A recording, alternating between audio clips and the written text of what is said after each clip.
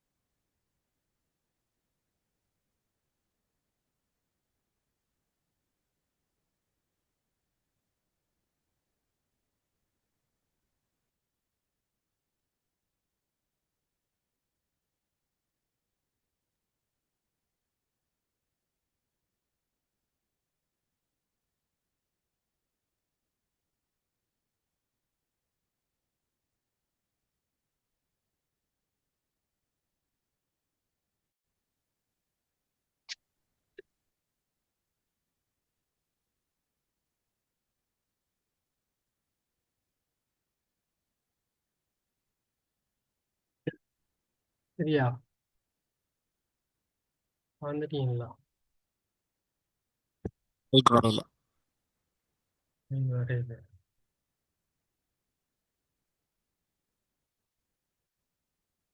ம். ஒரு ஆள் வந்து ஒரு ஆள் புறானோ.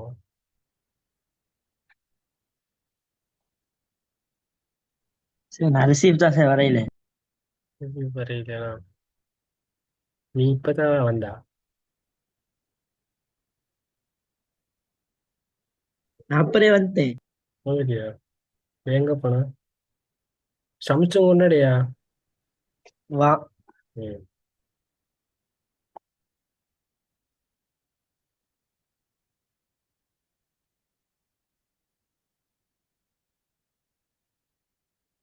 என்ன பிரச்சனை நரசிப்பு?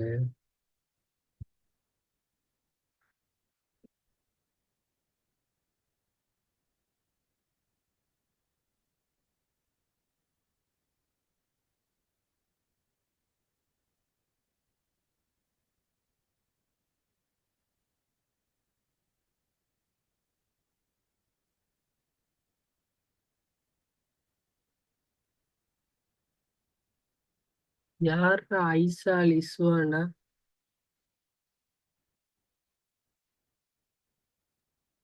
ஆசில் நம்பர். ம்.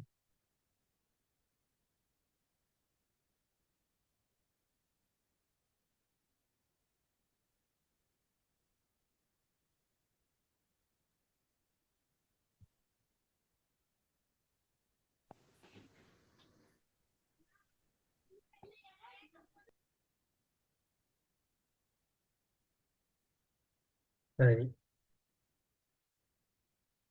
என்ன பார்த்துட்டீங்கன்னா வாங்கி மேலதிக பற்று. சரியா? அது விளையாண்டு தானே. வாசல். என்ன அப்படின்னா, வங்கி மீதியை விட நாங்கள் எழுதுகிற காசோலையிட பெறுமதி கூடவா இருந்தா வங்கி அந்த காசோலைக்குரிய கொடுப்பனவு செலுத்துறதுக்கு வந்து உடன்படக்கூடிய ஒரு நிலைமையை தான் நம்ம வங்கி மேலதிக பற்று அப்படின்னு சொல்லுவோம். அப்படி நாம மேலதிகமாக எழுதப்படுற தொகையை வந்து வங்கி வந்து நமக்கு ஒரு கடனா வந்து என்ன செய்யும், கணிக்கும். அதை பிறகு வந்து நாம் என்ன செய்யணும், திருப்பி செலுத்த வேண்டி வரும். சரியா?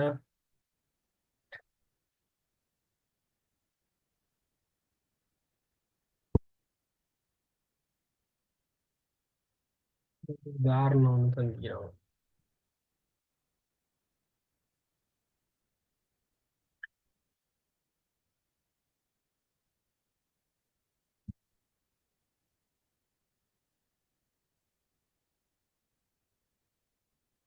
அதில் என்ன வந்து இது 7ஆம் மாதம் 1ஆம் தேதியில் சாமிநாதனின் வணிகத்தின் வங்கிக் கணக்கில் சாதகமான மீதியாக வரவு மீதி 12,000 ரூபாய் இருந்தது. சரி, 12,000 ரூபாய் இருக்குது. ஜூலை மாதத்தினுள் வங்கிக் கணக்கினூடாக மேற்கொள்ளப்பட்ட கொடுக்கல் வாங்கல்கள் பின்வருமாறு. முதலாவது 7ம் மாதம் 5ஆம் தேதி காசு வைப்பிலிடல் 8000. அப்போ காசு வைப்பிலிட்டா வங்கி கணக்குல வரவு வந்திக்குது 7ம் மாதம் 5ஆம் தேதி 8000 வந்தீங்க. ரைட். அடுத்து வைப்பிலிடப்பட்ட பெற்ற காசோலைகள் அப்படின்னா வங்கி போட்ட காசோலை யார் சரி தந்து அதை நாம் என்ன செஞ்சுக்கிறோம் வங்கியில போட்டிக்கிறோம். இப்போ அந்த காசோலையுடைய படம் தந்திக்கிறோம். முதல்ல 7ம் மாதம் 8ஆம் தேதி காசோலை ரூபாய் 9000, காசோலை இலக்கம் 20 விற்பனை மூலம் கிடைச்சது வந்து நான் வங்கியில போட்டிக்கலாம். அதுதான் இந்த இதுல இருக்குது 20 ரூபாய் காசோலை இலக்கம் 20 வங்கி. அடுத்தது 7ம் மாதம் 15ஆம் தேதி வாடகை வருமானத்திற்காக பெற்ற காசோலை 7000. 7000 ரூபாய் பெற்றதை வங்கியில போட்டிக்கிறோம். வங்கி கணக்கு வரவு காசு 7ம் மாதம் 15ஆம் தேதி அந்த காசோலை இலக்கம் 114. அடுத்தது 7ம் மாதம் 20ஆம் தேதி கடன்பட்டோரிடமிருந்து பெற்ற காசோலை 6000 இந்த போட்டினா அந்த காசோலை இலக்கம் வந்து 95. அடுத்தது என்ன தந்திக்கிறாங்க வழங்கப்பட்ட காசோலைகள். என்ன காசோலையெல்லாம் வழங்கிக்கிறாங்கன்னு பார்த்தா 3 காசோலை வழங்கிக்கிறாங்க. 33ஆம் நம்பர், 34ஆம் நம்பர், 35ஆம் நம்பர் வழங்கிக்கிறாங்க. முதலாவது 12ஆம் தேதி கடன் கொடுத்தோருக்கு வழங்கிக்கிறாங்க 16,000 ரூபா காசோலை இலக்கம் 33. அடுத்தது 22ஆம் தேதி வழங்கிக்கிறாங்க 15,000 ரூபாய் காசோலை இலக்கம் 34. 25ஆம் தேதி வழங்கிக்கிறாங்க 25,000 ரூபாய் கொள்வனவுக்காக வழங்கிக்கிறாங்க. இந்த விஷயத்தை தான் இதுல வந்து இந்த கணக்கு பதிஞ்சு காட்டிக்கிறாங்க.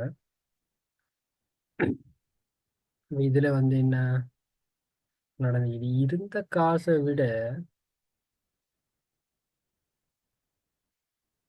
கூடுதல காசுக்கு காசோலை வழங்கப்பட்டது. இது அவ்வளோத்தையும் கூட்டினாலே 56,000 வர மாட்டேங்குது. சரி, அந்த மீதியோட சேர்த்து பார்க்கக்குள்ளத்தான் அந்த 54,000 வரும். இவங்ககிட்ட உண்மையிலேயே இருந்த காசு எவ்வளோன்னு பார்த்தோம்னு சொன்னா அந்த 12,000லேருந்து 6,000 மட்டும் வாரது மட்டும் கூட்டினா சரி. 56,000ல் 14,000 போனா எவ்வளோ 42,000. 42,000 ரூபா காசு தான் இவர்கிட்ட இருந்தீங்க. இவங்க அதுக்கு கொடுத்த காசோலை வந்து எவ்வளோ 56,000 ரூபா காசோலை கொடுத்துக்கிறாங்க. 14,000 ரூபாய்க்கு காசோலையை கூட கொடுத்துக்கிறாங்க. அதால நம்ம இப்போ எப்பவுமே சமப்படுத்த கொள்ள மீதி சென்றது இங்க வரும், மீதி வந்தது இங்க வரும். ஆனா இதுல இருந்த காசை விட கூடுதலா செக் கொடுத்ததால இங்கிட்ட அமௌண்ட் கூடுனதை விட இதை அப்படியே கூட்டி கீழே எடுத்து 56,000 இதை வந்து வரவு பக்கம் மாற்றி இதுல இருந்த காசெல்லாம் கழிச்சு விட்டா மிச்ச காசு வந்து 14,000. இப்ப இந்த 14,000 மீதி கீழ் கொண்டு சென்றது மீதி கீழ் கொண்டு வந்ததா வரக்குள்ள செலவு மீதியா வரும். செலவு மீதியா வருவதுன்னா என்ன கருத்துன்னு சொன்னா வங்கியில உள்ள காசு மைனஸ்ல இருக்குது. காசு இல்லாம காசு பேங்க் கொடுத்துக்கிது. நம்மட காசு இல்லாத நேரமும் பேங்க் அதுக்காக அவங்களோட காசு கொடுத்துக்கிது. இதை நாம என்ன செய்யணும் திரும்ப பேங்குக்கு கொடுக்கணும். பேங்குக்கு போடக்குள்ள நாங்கள் இந்த பக்கம் போடுவோம். இந்த 14,000 ஒரு தொகை இங்கிட்டு போடக்குள்ள வந்து அது வந்து என்ன சமப்பட்டு இல்லாமல் போகும். அந்த விஷயம் தான் அவங்க சொல்லிக்கிறாங்க. அது விளங்குறா?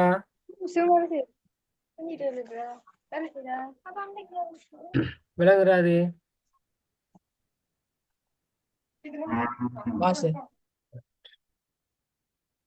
அடுத்தது என்ன தந்திக்கிறாங்க அந்த விஷயம் தான் அங்கே சொல்லிக்கிறாங்க. அதுக்கு ஒரு செயற்பாடு ஒன்று தந்திக்கிறாங்க. சரியா? இப்போ இந்த கணக்கை நான் என்ன செய்யணும் செய்யக்குள்ள வந்து அந்த முன்னுக்கு உள்ள கணக்குல மாதிரி மீதி வந்து செலவு பக்கம் வர மாதிரி ஒரு கணக்கு தான் இதுல தந்திக்கிறாங்க. இந்த என்ன தந்திக்கிறாங்களோ அவருக்கு வந்து மேலதிக பற்று வசதி ஒன்று இந்த பேங்க் கொடுத்திருக்கு. 1,00,000 ரூபா வரையில் மேலதிக பற்றினை பெற்றுக்கொள்ளக்கூடிய வசதியை பேங்க் கொடுத்திருக்கு. அப்போ அவரோட கணக்குல காசு இல்லாத நேரம் கூட 1 ரூபா கூட இல்லாத நேரம் கூட 1,00,000 ரூபாய்க்கு அவர் வந்து என்ன செய்யலாம் செக் வந்து எழுதக்கூடிய வசதியை வந்து பேங்க் கொடுத்திக்குது. அப்போ நாம இதை கணக்குல பதியக்குள்ள நமக்கு வந்து ஒரு செலவு மீதி ஒன்று வரும். சரியா? அதை நீங்க செஞ்சு பார்த்துட்டு விடையை நமக்கு அனுப்புவோம். சரியா?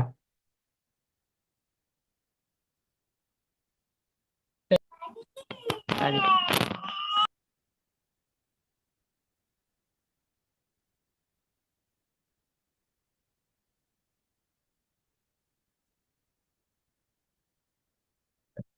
அடுத்தது வங்கி கணக்கினக்க கூற்று. சரியா? நடைமுறை கணக்கு நாம பேண்டனாமோ நடைமுறை கணக்க பேன்றதுக்காக வேண்டி பேங்க்ல என்ன மீதி இருக்குது, பேங்க்ல என்ன கொடுக்கல் வாங்கல் நடக்குதுன்னு சொல்றதுக்காக வேண்டி நாம வந்து வங்கி கணக்கை பேணிக்கிட்டு வரோம். காசு விட்டு வங்கி நிரல்னு சொல்லுவோம், அப்படி இல்லாட்டி வங்கி கணக்குன்னு சொல்லுவோம். சரியா? அப்படி பேணிட்டு வருவோம். அப்படி நாம பேணுற மாதிரி நம்ம பேங்க்ல கணக்கு வச்சுக்கிறதுக்காக வேண்டி நம்மளோட பேர்ல வங்கியை நம்மளோட கணக்கு ஒன்று பேணிக்கிட்டு வரோம்.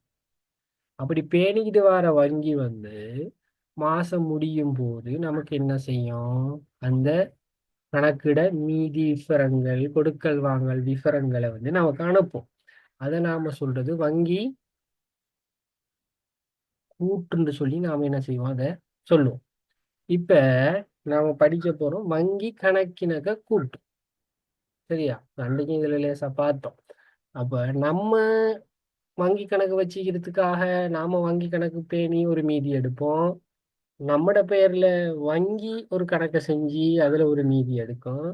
அது மாசம் முடியோடு நமக்கு வங்கி கூட்டுற போஸ்ட்லயோ இல்லாட்டி இமெயிலையோ அனுப்பும். நம்ம பேணுனதுலையும் வங்கி பேணுன மீதியையும் நாம ஒப்பிட்டு பார்த்து ரெண்டு மீதியும் சமனா இருக்குதான்னு பார்க்கணும். அப்படி சமனா இல்லாட்டி என்ன சமனாகாம இருக்கிறதுக்கு காரணம் கண்டுபிடிச்சி அதை இல்லாமக்குனா நமக்கு வந்து என்ன செஞ்சிடும், மீதி சமனா வந்துருன்னு சொல்லி கண்டுபிடிக்கிறதுக்காக கணிக்கு தயாரிக்கிற கூற்றுக்கு பேர் தான் வங்கி கணக்கிணக்க கூற்றுன்னு சொல்லி சொல்லுவோம். சரியா? இதை வந்து நாம ஸ்கூல்ல வச்சு பார்த்தோம் தானே?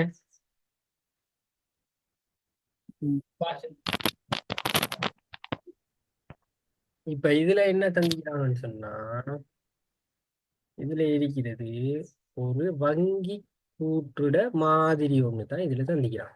அப்படின்னா என்ன, நாம நடைமுறை கணக்கு வச்சுக்கிற ஆள்களுக்காக பேங்க் வந்து ஒரு கணக்கு ஒன்று தயாரிச்சு பேணிக்கிட்டு வரமே, மாசம் முடிவு நமக்கு அனுப்பமே ஒரு கூற்று ஒன்று, அதுல மாதிரி தான் இது. இப்படித்தான் அது அனுப்போம்.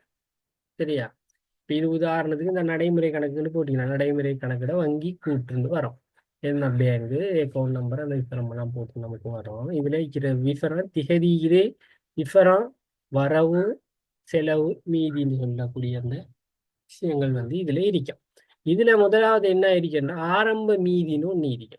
ஆரம்ப மீதின்னு சொன்னா என்னன்னு சொன்னா, பேங்க்ல அந்த மாசம் தொடங்குகள் இப்ப என்ன மாசம் ஒரு டிசம்பருக்கு போகுதுன்னு சொன்னா டிசம்பர் 1ஆம் தேதி என்ன நம்ம கணக்குல மீதி இருந்துதோ அதுதான் எங்க கணக்குல காட்டும். சரியா? அடுத்தது காசு வைப்புன்னு சொன்னா டிசம்பர் மாசத்துக்கு உள்ளுக்க நாம பேங்க்ல என்ன காசெல்லாம் வச்சுக்கிறோமோ அதெல்லாம் வந்து இந்த காசு வைப்பு குறிக்கும். அடுத்தது காசோலை வைப்புன்னு சொன்னா டிசம்பர் மாசத்துக்குள்ள என்ன காசோலையெல்லாம் நம்ம கணக்குல கொண்டு போய் நாம போட்டிக்கிறோம், வைப்பு செஞ்சுக்கிறோமோ அதைத்தான் அது குறிக்கும். அடுத்து காசோலைகளுக்கான கொடுப்பனவு. சரியா? அப்படின்னு சொன்னா என்னண்டா, நாம செக் எழுதி ஆட்களுக்கு கொடுங்கன்னு சொல்லி அனுப்புவோமே, அவங்க கொண்டு போயிட்டு அவங்க பேங்க்ல மாத்திப்பாங்க. அந்த விவரத்தை தான் காசோலைகளுக்கான கொடுப்பனவுங்கிறது குறிக்கும். அடுத்தது நேரடி வைப்புனா நம்மட கணக்குல நமக்கு காசு போட வேண்டிய யார் யார் சரி இது நமக்கு தெரியாம நம்மளோட அக்கௌண்ட் நம்பரை வச்சுக்கிட்டு இருந்து போட்டு விட்டாங்கன்னு சொன்னா அதைத்தான் நேரடி வைப்புன்னு சொல்லி அந்த விஷயம் குறிக்கும். அடுத்து வங்கி கட்டணம்னு சொன்னா நாம வங்கியில கணக்கு வச்சுக்கிறதுக்காக 6 மாசத்துக்கு ஒருக்காவோ இல்லாட்டி ஒரு வருஷத்துக்கு ஒருக்காவோ வங்கி ஒரு தொகையை வந்து நம்மள்ட்ட இருந்து அறவிடும். சும்மா அவன் சேவை தர மாட்டான், ஒரு தொகையை அறவிடுவான். அந்த தொகையை தான் இந்த வங்கி அறவிடுற கட்டணம்ங்கிறது குறிக்கும். அடுத்தது காசோலை புத்தக கட்டணம். நமக்கு தெரியும் நடைமுறை கணக்கு வச்சிருந்தா பேங்க் நமக்கு செக் தரும். செக் வந்து சும்மா தராது, காசோலை புத்தகத்துக்கு ஒரு கட்டணத்தை அறவிட்டு போட்டு தான் தரோம். இப்போ வங்கி அறவிடுற இந்த கட்டணங்கள் நம்மட கையில இருந்து அறவிடாது, அது நம்மட அக்கௌண்ட்ல இருந்து குறைச்சிடும். அதுதான் இதுல தந்திக்குது. இப்ப இதுல நாம பார்த்தோம்னு சொன்னா இவ்வளவுதான் இதுல உள்ள விவரங்கள் அதிகமா இருக்கிறது. இதெல்லாம் பார்த்துட்டு கடைசியில எங்கனைக்குல வர ஒரு மீதி இதுதான் அந்த மாசத்துல டிசம்பர் 31ஆம் தேதியில கடைசியில இருந்து மீதியா இருக்கும். சரியா? இப்ப இதுல இன்னொரு விஷயம் என்ன இருக்குதுன்னு சொன்னா, நம்ம எப்பவுமே வருமானம் எல்லாம் செலவு பக்கம் அப்படிதான் நான் பதிகிறது. ஏன்னா செலவுகள்லாம் வரவு பக்கம் பதிகிறது. அந்த மாதிரி அடிப்படையில தான் இது இருக்க போகுது. இப்ப நம்ம வங்கி கணக்குல காசு வந்துராக்க வரவு பக்கம் கொடுத்தாதான் செலவு ஆகும். ஆனா இங்க வந்து காசு வந்தா செலவு பக்கம் தான் பதிவு. எதிரான பதிவு தான் இங்க இருக்கு. காசு வைக்கிறதுக்கெல்லாம் செலவு பக்கமும், காசு கொடுக்கறதுக்கெல்லாம் வரவு பக்கமும் தான் இங்க. இந்த செலவுகள்லாம் வரவு பக்கம் இங்க, வருமானமான செலவு பக்கம் தான் பதிவு இங்க. சரியா? அடுத்தது இந்த மீதியோட சேர்த்து, இது ஆரம்ப மீதி தானே, 1ஆம் தேதி டிசம்பர்ல உள்ள மீதி தானே. நாம காசு வைக்க இங்கன செலவு பக்கம் இருந்தாலும் இந்த மீதியோட இந்த செலவை கூட்டி தான் இங்கன போடுவோம், கழிக்க மாட்டோம். நான் வளமையா என்ன செய்யறது, செலவை கழிக்கிறது, வரவு கூட்டுறது, அப்படி தானே செய்யறது. ஆனா இந்த இடத்துல செலவெல்லாம் கூட்டுவோம், கூட்டி இங்கன போடுவோம். அடுத்தது இதோட இந்த செலவை கூட்டி இங்கன போடுவோம். அடுத்தது வரவை என்ன செய்வோம், இதுல இருந்து இந்த வரவை கழிச்சு தான் இங்க போடும். இந்த செலவை இதோட இந்த செலவை கூட்டி இங்க போடும். இதுல இருந்து இந்த வரவை கழிச்சு தான் இங்க போடும். இதுல இருந்து இந்த வரவை கழிச்சு தான் இங்க போடும். இப்படிதான் இது இருக்கும். அந்த வங்கி கூற்று இப்படிதான் நம்ம என்ன செய்யணும், பார்க்கணும். அது தொடர்ந்து நாம பார்க்கக்குள்ள அது வந்து நம்மளுக்கு வந்து என்ன பழக்கத்துக்கு வந்தோம். சரியா? இதுல என்ன சரி சந்தேகங்கிறா? இல்ல சார். ஓ, அப்படி. لا இல்ல சார். இப்ப அடுத்தது இப்ப பாருங்க, சொல்லிக்கிறாங்க, வணிகத்தினால் வங்கி கணக்கில் வரவு வைக்கப்படும் தொகைகள் வங்கியினால் வணிகத்தின் கணக்கில் செலவு வைக்கப்படும் அப்படின்னு சொல்லிக்கிறாங்க. அதுதான் இந்த விஷயம். நாம இந்த காசு வைக்க கூட வங்கி கணக்குல வரவு பக்கம் பதிஞ்சிருவோம் நம்மளோட வங்கி கணக்குல. ஆனா பேங்க் வந்து என்ன செய்யுது, செலவு பக்கம் தான் பதியும். அந்த விஷயத்தை தான் அவங்க சொல்லிக்கிறாங்க இந்த பந்தியில. நீங்க வாசிச்சு பாருங்க. அடுத்து வங்கி கூற்று. இந்த வங்கி கூற்றுன்னா அந்த நாங்க மேல பார்த்தது தான். வங்கி தயாரிக்கிறது, நம்மளோட நடைமுறை கணக்குக்காக தயாரிக்கிறது. அவங்க தயாரிக்கிறது இந்த இந்த மாதிரி தான் இங்க உண்மையானது. சரியா? திகதி, விவரம், கொடுப்பனவு, பெருவனவு, மீதி, அப்படி. சரியா? அப்ப இதை பார்த்தா உங்களுக்கு விளங்க. இந்த பேலன்ஸ் இது 31/7. சரியா? அப்படின்னு சொன்னா 8ஆம் மாசம் 1ஆம் தேதி பேலன்ஸ் தான் இது. 31/7ஆம் மாசம் 31ஆம் தேதி இருக்கிற பேலன்ஸ் தான் 8ஆம் மாசம் 1ஆம் தேதிக்கு வரும். சரியா? இது கொஞ்சம் டேட் அப்படி இந்த பழைய டேட்டையும் சேர்த்து போட்டி, அது ஒவ்வொரு பேங்க் இதை பொறுத்து அப்படி. இப்போ இதுல பேலன்ஸ் வந்து 34,654 ரூபா 10%. டிஆர்னு போட்டிக்கிட்டு, டிஆர்னு சொன்னா டெபிட்னு சொல்றது. அது வரவு மீதியா வர்றதை தான் அப்படி போடுவோம். நாம வங்கி கணக்குல வரவு பக்கம் வருவதே மீதி, அதைத்தான் நாம எப்படி போடுவோம். என்னத்துக்கு இது டிஆர்னு போடுறதுன்னா, சில நேரம் வங்கி மேலதிக பற்று எடுத்திருந்தா அது செலவு மீதி ஆகிடும். செலவு மீதி ஆகுனா கணக்கில் வந்து சிஆர்னு போடுவாங்க, கிரெடிட்னு சொல்லி போடுவோம். சரியா? வங்கி மேலதிக பற்று எடுத்த ஒரு ஆளை பார்க்கக்குள்ள நம்ம அதை வந்து என்ன செய்யணும், கண்டுபிடிக்கலாம். அடுத்தது பாருங்க, கேஷ் டெபாசிட். நாம பேங்க்ல காசு வைக்கக்குள்ள வங்கி கணக்குல வரவு வைப்போம். ஆனா வங்கி என்ன செய்யும், நம்மட கணக்குல செலவு பக்கம் தான் வைக்கும். இந்த ரிசிப்ட்னு போட்டிக்கிறதுங்கிற செலவு. செலதுல பேமெண்ட் ரிசிப்ட் நீக்க, வருமானம், இந்த கொடுப்பனவும் பெருவனவும் அப்படி நீக்க. செலதுல வந்து என்ன நீக்கும், வரவும் செலவும் நீக்கும். சரியா? வங்கனைகள் ஈக்கிறதெல்லாம் வருமானமா தான் ஈக்கும், இங்கிட்டிக்கிறதெல்லாம் செலவா ஈக்கும். அப்ப அதை நம்ம பார்த்து செஞ்சுக்கணும். இப்போ இதுல வந்து ரிசிப்ட் நிற்கிறது நமங்க இன்னும் பாருங்க, நேரத்தோட சொன்ன மாதிரி இந்த மீதியோட இதை கூட்டி தான் இங்க 34,000. கேஸ் டெபிசிட் வந்து எவ்வளோ இது, 13,000 கூட்டுனா எவ்வளோ வந்து இரு,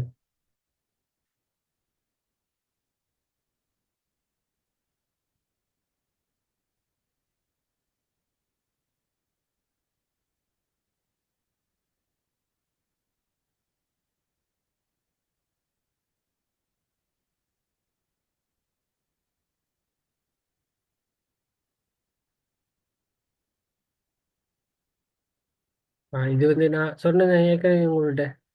இது டெபிட் மீதியா இருக்குது. டெபிட் மீதிண்டா என்ன ஆகிக்குது, வரவு மீதி ஆகிக்குது. வரவு மீதி இருந்தா இது வந்து வங்கி மீதியா, வங்கி மேலதிக பற்று மீதியா?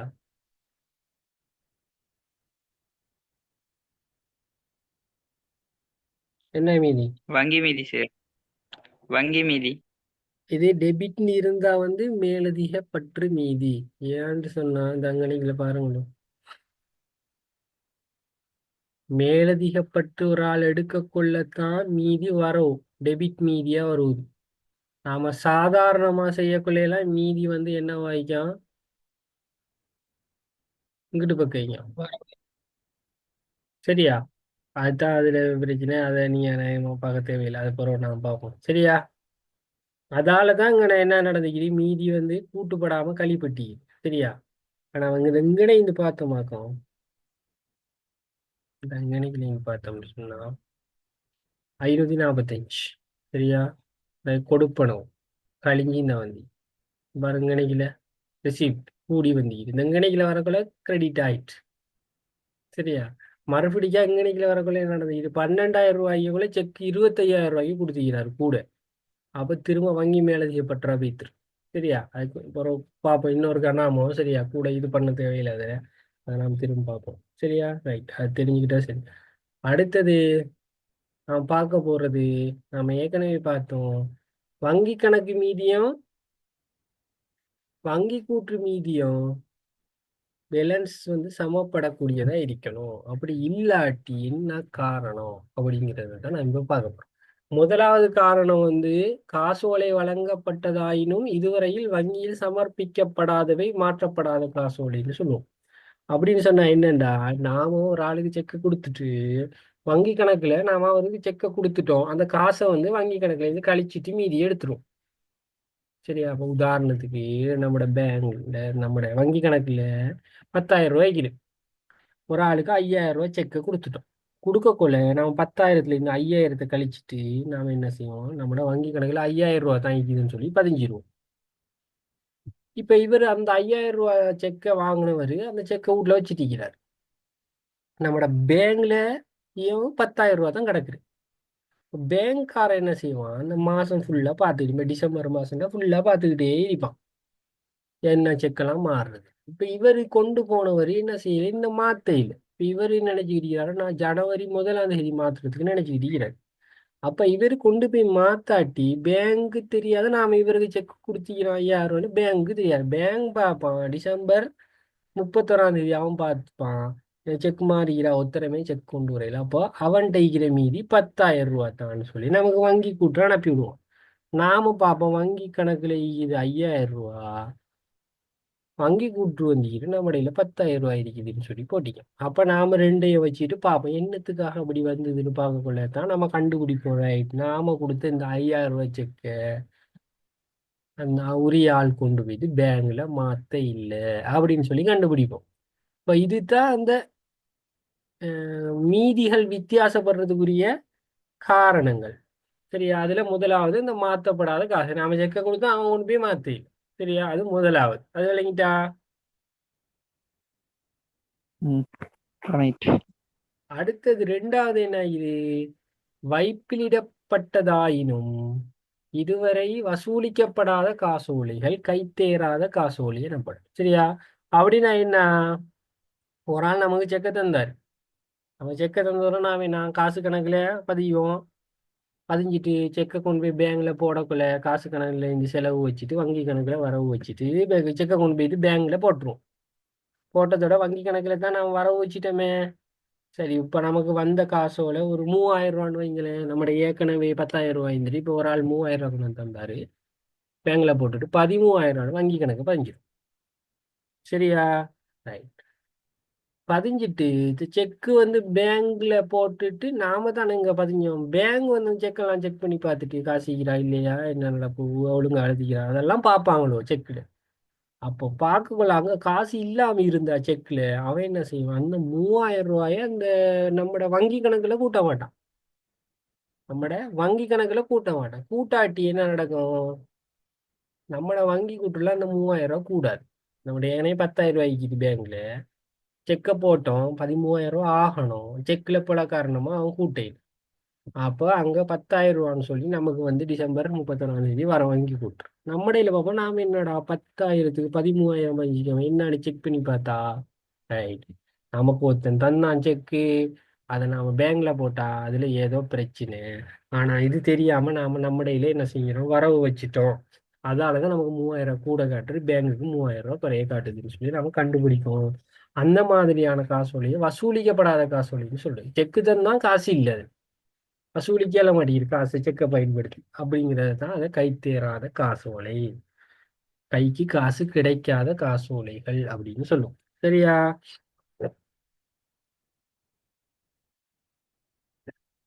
சரி சார். Right.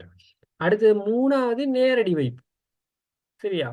இப்ப நான் வங்கி கணக்கை பேணிக்கிட்டு இருக்கிறோம். நம்மட வங்கி கணக்குல 10,000 ரூபாய் இருக்கு. சரியா? நம்மளோட பேங்க்லயும் 10,000 ரூபாய். நம்ம ஏற்கனவே நம்மளோட கூட்டாளி ஒருத்தனுக்கு காசு போடுறதுக்காக நம்ம அக்கௌண்ட் நம்பரை கொடுத்து வச்சுக்கிறோம், இல்லாட்டி பிஸ்னஸ் செய்யறதுக்கும் கொடுத்து வச்சுக்கிறோம். அவன் என்ன செய்யறான்? நம்மளோட அக்கௌண்ட் நம்பரை அடிச்சு அங்கே மெஷின்லேயோ பேங்க்லேயோ போயிட்டு ஒரு 5,000 ரூபாய் காசை போட்டு விட்டுறோம். ஆனால் அந்த விவரத்தை நமக்கு சொல்லல, டே உன்னோட கணக்கில் நான் போட்டு விட்டிக்கிறேன்டாப்பா அப்படின்னு சொல்லி அவன் சொல்ல. இப்போ நாம வங்கி கணக்கில் பதிய மாட்டோம் அந்த 5,000 ரூபாய். நமக்கு தெரியாதே, அவனா போயிட்டு பேங்க்ல போட்டால் நமக்கு யார் சொல்றது தெரியாது.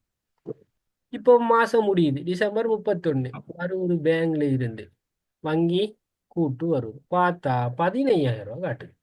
நாம பத்தி வச்சுக்கிறோம் 10,000 ரூபாய். என்னன்னு செக் பண்ணி பார்த்தா யாரோ ஒருத்தன் 5,000 ரூபாய் போட்டிக்கிறான்.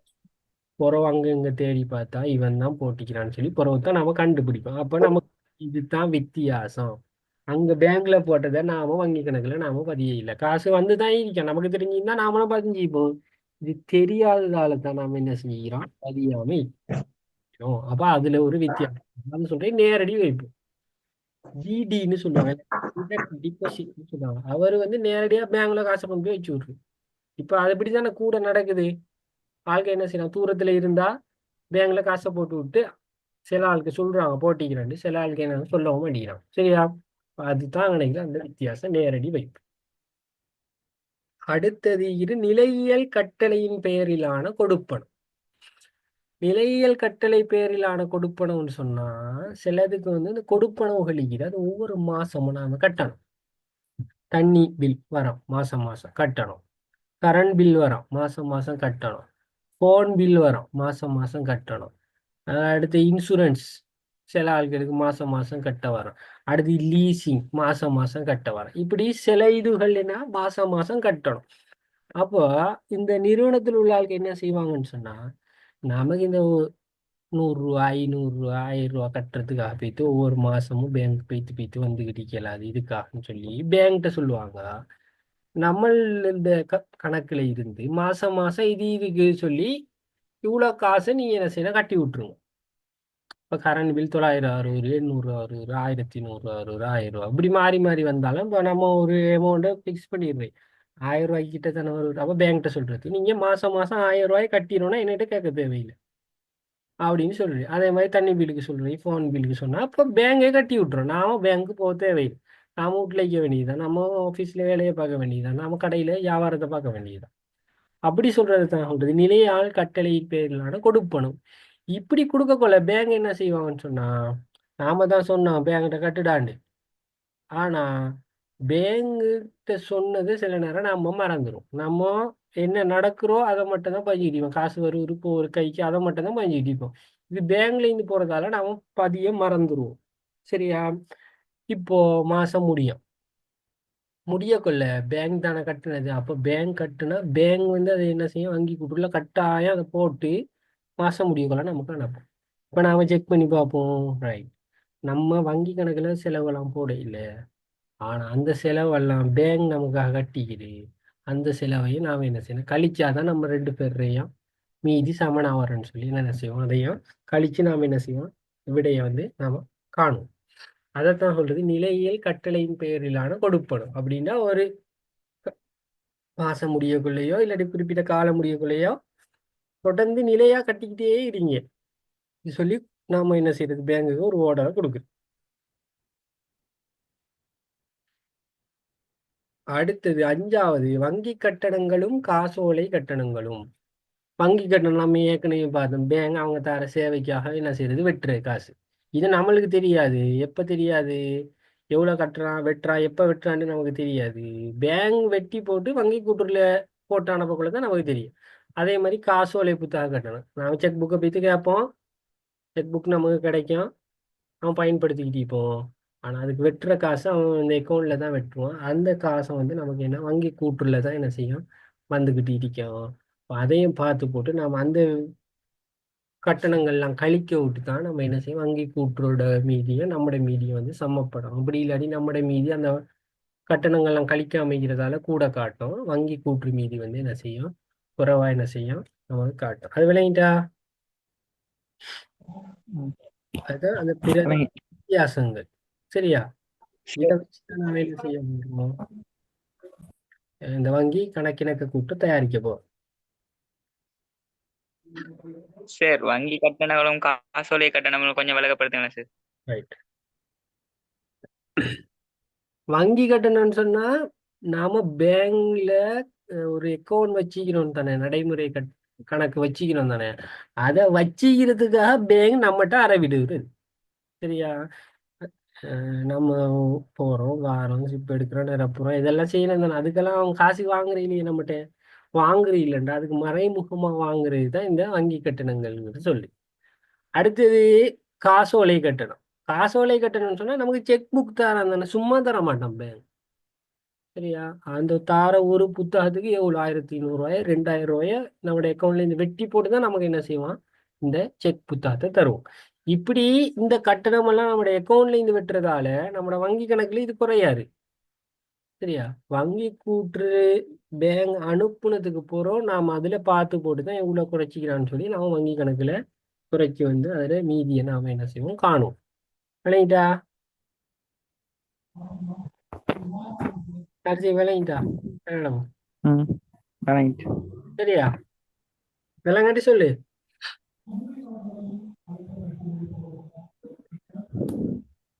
விளங்கிட்டா இல்லையா? ஆசில் சொல்லண்டா. ஆசிலே நான் கீரி விளையாடுறியா என்னடா சீரா?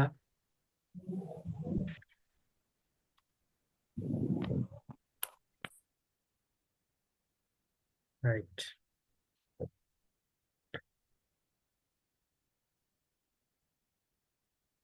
இதுல அடுத்தது நாம என்ன செய்ய போறோம், ஒப்பிட்டு பார்க்க போறோம். இப்போ வங்கி கூற்று நமக்கு கிடைச்சிட்டு, நாம தயாரிச்ச வங்கி கணக்கு நம்ம கையில இருக்குது. அது ரெண்டையும் ஒப்பிட்டு பார்த்தா தான் எது பிழை எது சரி எது உடுப்பட்டிக்குது அந்த விஷயங்களை நாம காண போறோம். இப்போ முதலாவது காணக்குள்ள நாம என்ன செய்வோம்னு சொன்னா, வங்கி கணக்குல வரவு நிரல். அப்படின்னா நாம தயாரிச்சோமே வங்கி கணக்கு, அதுல வரவு பக்கத்தையும் நமக்கு வங்கி கூற்று கிடைக்கும், அதுல செலவு பக்கத்தையும் நாம் என்ன செய்யணும், ஒப்பிட்டு ஒப்பிட்டு பார்க்கணும். நாம பதிஞ்சது அதுல இருக்கிறா அப்படின்னு சொல்லி நாம் என்ன செய்யணும், பார்க்கணும். அதுல வர பிரச்சனைகளை நாம் என்ன செய்யணும், இனங்கண்டு அதை வந்து சரிப்படுத்தும். அதே மாதிரி வங்கி கணக்கிட செலவு பக்கத்தையும் வங்கி கூட்டுட வரவு பக்கத்தையும் என்ன செய்யணும், ஒப்பிட்டு பார்க்கணும். அதுல வர பிரச்சனையை வந்து நாம என்ன செய்யணும், நாம கண்டுபிடிக்கணும். அதை எப்படி செய்யறதுன்னு சொல்லித்தான் இப்ப நாம என்ன செய்ய போறோம், நாம் பார்க்க போறோம். சரியா? ரைட். இப்படியே வந்தா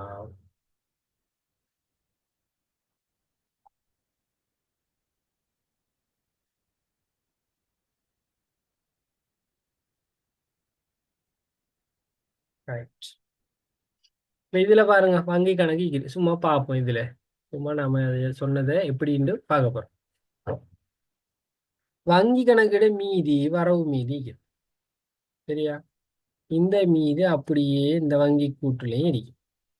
வங்கி கணக்குண்டா யார் தயாரிக்கிறது, நம்ம தயாரிக்கிறது. வங்கி தயாரிக்கிறது.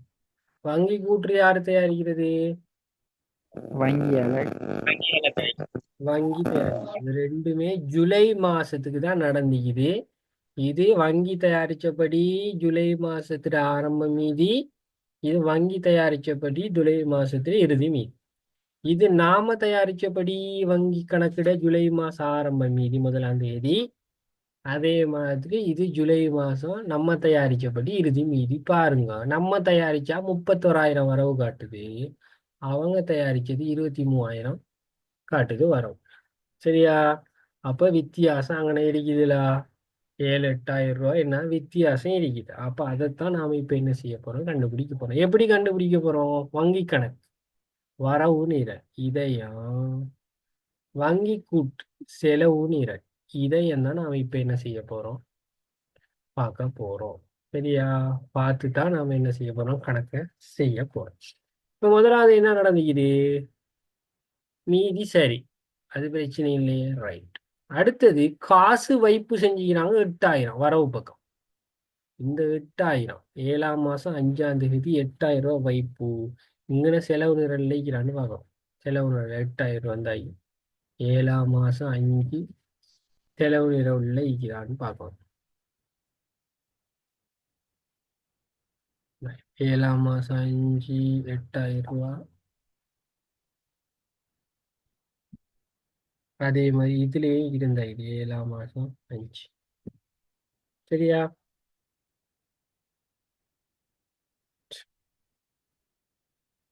அது சரி. இது சரி. அடுத்தது என்ன இது வரவு பக்கம் 7ஆம் மாசம் 12ஆம் தேதி காசோலை வைப்பு 12,000 வரவு. 7ஆம் மாசம் 12ஆம் தேதி இங்கேயும் 7ஆம் மாசம் எவ்வளோ 12ஆம் தேதி இல்லை. ஆனா காசோலை இலக்கம் 65 தானே வைப்பு செஞ்சுக்கிறான். இங்க வைப்பு செய்யப்பட்டு 65 12,000. அப்ப இது சரி இருக்கு. அதே மாதிரி பார்த்தா 7ஆம் மாசம் 13ஆம் தேதி காசோலை வைப்பு 46ஆம் இலக்க காசோலை 5,000 ரூபா வைப்பு செஞ்சுக்கிறான். 46ஆம் இலக்க காசோலை 5,000 ரூபாய வைப்பு செஞ்சுக்கிறான். அதான் இந்த ஆயிடுச்சு. அடுத்தது காசு வைப்பு செஞ்சுக்கிறாங்க 7,000 ரூபா ஒன்று. சரியா? 7ஆம் மாசம் 20ஆம் தேதி வைப்பு செஞ்சுக்கிறாங்க. அதே இருக்குது இந்த ஐக்கியம் இந்த ஐக்கியம். சரியா? ரைட். இப்போ அடுத்தது காசோலை வைப்பு செஞ்சுக்கிறாங்க இலக்கம் 58 14,000. 58 14,000 அது இல்லை. சரியா? இப்போ இல்லை. இப்போ நாம் அடுத்ததா என்ன பார்க்கணும்னு சொன்னா 8,000 சரி. ரைட். இப்போ அடுத்தது என்னன்னு சொன்னா இதுல வித்தியாசத்துக்கு காரணம் ஒண்ணு நேரடி வைப்பு வித்தியாசத்துக்கு காரணம். நாம ஏற்கனவே பார்த்த நேரடி வைப்பு ஒரு பிரச்சனையை ஏற்படுத்தும். ஏன்னா நேரடி வைப்பு பேங்க் அவர் வச்சு விட்டுருவாரு, நமக்கு தெரியாது, நாம வச்சு செய்ய மாட்டோம். அப்போ நம்மளோட மீதி என்ன செய்யும் நினைக்கல குறைவா இருக்கும். இப்போ இதை நாம என்ன செய்யணும், நாம பதிவு செய்யணும். அதே மாதிரி அடுத்தது நாம என்ன செய்யணும், நம்ம இதுல கூட இருக்கிறத பார்த்தாச்சு. இப்ப அடுத்தது இங்க பார்க்கணும் என்னன்னு சொன்னா ஒரு ஆள் தந்த காசோலையை நாம் வரவுல பதிஞ்சிட்டோம். ஆனா இவர் என்ன செய்யறாரு, இவர் அக்கௌண்ட்ல காசு இல்லை. இல்லாததால என்ன நடந்தது, பேங்க் அந்த 14,000 நம்மட கணக்குல கூட்ட இல்லை. அப்போ இது என்ன வசூலிக்கப்படாத காசோலையா நாம கண்டுபிடிப்போம். விளங்குறா?